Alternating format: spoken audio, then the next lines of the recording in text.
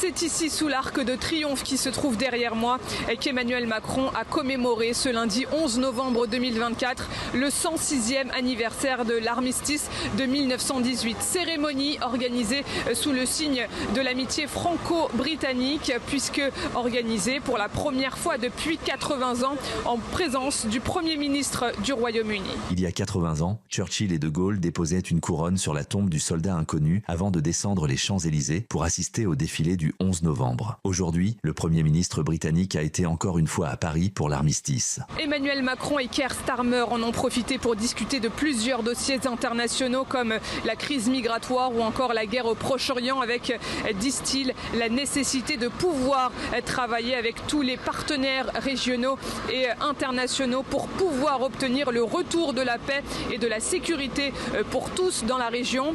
Le son de cloche est en revanche radicalement opposé en ce qui concerne la guerre en Ukraine. Concernant la situation en Ukraine, les deux dirigeants ont réaffirmé leur engagement à se coordonner étroitement, soulignant leur détermination à soutenir l'Ukraine de façon indéfectible et aussi longtemps que nécessaire pour faire échec à la guerre d'agression que mène la Russie en Ukraine. Et alors que le chemin de la paix semble à portée de main avec le retour de Donald Trump à la Maison-Blanche, Paris et Londres feraient des pieds et des mains pour obtenir de l'administration Biden, encore au pouvoir jusqu'à la mi-janvier, son feu vert pour pouvoir attaquer le territoire russe à l'aide de missiles de longue portée.